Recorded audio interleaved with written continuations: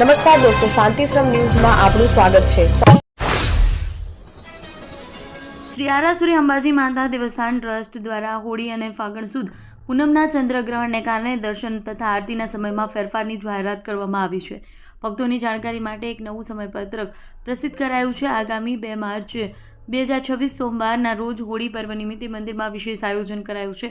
આ દિવસે સવારે 7:30 થી 8 કલાક આરતી થશે, ત્યારબાદ 8 થી 11:30 સુધી ભક્તો દર્શન કરી શકશે। બપોરે 12 કલાકે રાજભોગ ધરવામાં આવશે। બનાસકાંઠા જિલ્લાના મુખ્ય મથક પાલનપુરમાં નગરપાલિકાએ વેરો ન ભરનાર વેપારીઓ સામે કડક કાર્યવાહી કરી છે। પાલિકાએ સિટી લાઇટ રોડ પર આવેલી 9 દુકાનોને સીલ કરી દીધી છે। કાર્યવાહી બાકી વેરાની વસૂલાત માટે કરવામાં આવી હતી। આ દુકાનો સિટી લાઇટ રોડ પર પ્રથમ માળે આવેલી છે। લાંબા સમયથી વેરો બાકી હોવાને કારણે નગરપાલિકા દ્વારા પગલું ભરવામાં આવ્યું છે। બનાસકાંઠા જિલ્લાના દાંતીવાડા તાલુકાના ઓઢવા ગામે રામાપીરના મંદિર ખાતે સોમવારે માજીરાણા સમાજના સીબાવડ પરગણાની એક મહત્વપૂર્ણ બેઠક યોજાઈ હતી। બદલાતા સમય સાથે તાલ મિલાવવા સમાજમાં વ્યાપેલા કુરિવાજોને દૂર કરવાના આશયથી યોજાયેલી બેઠકમાં સમાજના આગેવાનો અને ઉત્સાહી યુવાનો મોટી સંખ્યામાં ઉપસ્થિત રહ્યા હતા। આ વર્ષે બટાકાનું 3.8 લાખ ટન વધુ ઉત્પાદન થતા ભાવ ગગડ્યા છે। ગત વર્ષે 15.62 લાખ ટન થતા આ વર્ષે 18.70 લાખ ઉત્પાદન વધુ મળ્યું છે। બનાસકાંઠા જિલ્લા ખેતરમાંથી બટાકા બજારમાં આવી ગયા છે। જો કે ખેડૂતોએ ગત વર્ષ કરતાં ભાવમાં 50% જેટલું નુકસાન થઈ રહ્યું છે। તેના કારણે અંગે ડીસા માર્કેટયાર્ડના સેક્રેટરી અમૃતભાઈ જોશીએ જણાવ્યું કે ચાલુ વર્ષે જિલ્લામાં કુલ 64,948 હેક્ટરમાં વાવેતર થયું છે। ગત વર્ષે 52,089 હેક્ટર હતું। ગત વર્ષ કરતાં 12,959 હેક્ટર વાવેતર વધ્યું છે, જેથી ગત વર્ષમાં 15.62 લાખ ટન ઉત્પાદન કરતાં વધુ 18.70 લાખ ટન બટાકા બજારમાં આવ્યા છે। દિયોદર પંથકમાં શિક્ષણનું અનેરું ધામ એટલે Shri Tapasvi college of nursing તેમજ શ્રી તપસ્વી આર્ટ્સ કોલેજ, જ્યાં છે સંપૂર્ણ AC, CCTV, WiFi, digitally updated campus, BSc nursing સહિતના અનેક કોર્સમાં આજે જ પ્રવેશ માટે સંપર્ક કરો। Tapasvi college of nursing, Deodar.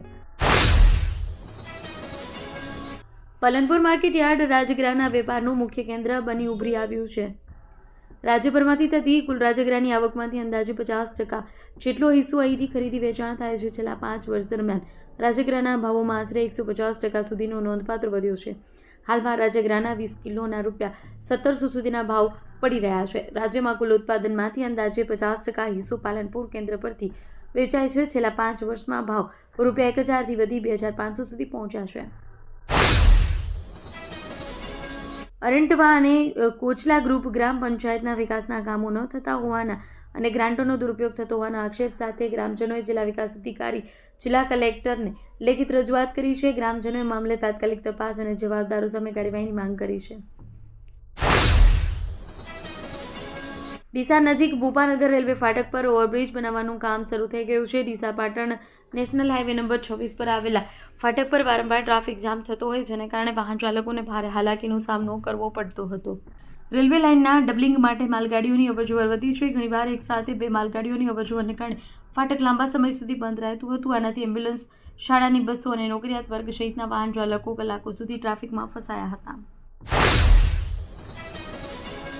Tharad પોલીસે ડ્રગ્સ વિરોધી ઝુંબેશ અંતર્ગત 2 શખ્સોને મેફેડ્રોન ડ્રગ્સ સાથે ઝડપી પાડ્યા છે। પોલીસે આરોપી પાસેથી 6,960ની કિંમતનું 2.320 ગ્રામ મેફેડ્રોન જપ્ત કર્યું છે। આ અંગેની માહિતી થરાદ પોલીસે પ્રેસ કોન્ફરન્સ યોજી આપી હતી। ઉત્તર ગુજરાતનો એકમાત્ર multi city mall happy mall જે આવેલ છે જિલ્લાના વેપારી મથકો દિયોદર, ભાભર, રાધનપુર, વારાહી અને થરાદમાં, જ્યાં મળશે આપને વ્યાજબી દરે જીવન જરૂરિયાતની તમામ વસ્તુઓ તેમજ કપડાં, ગિફ્ટ આર્ટિકલ, પ્લાસ્ટિકની તમામ સામગ્રી, ક્રોકરી અને બીજું ઘણું બધું વધારે। તો આજે જ આવો હેપી મોલ અને કરો ખરીદી તમારી મનગમતી વસ્તુઓની।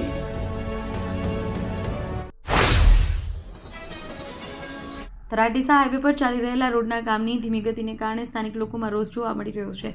ખાસ કરી ભગવાનજી ગોળિયા નજીક આવેલી પ્રાથમિક શાળા ખાતે અધૂરા કામને કારણે ઉડતી દૂરથી બાળકો અને વાહન ચાલકો ભારે પરેશાનીનો સામનો કરી રહ્યા છે। કામગીરી છેલ્લા લગભગ 1 વર્ષથી ચાલી રહી છે।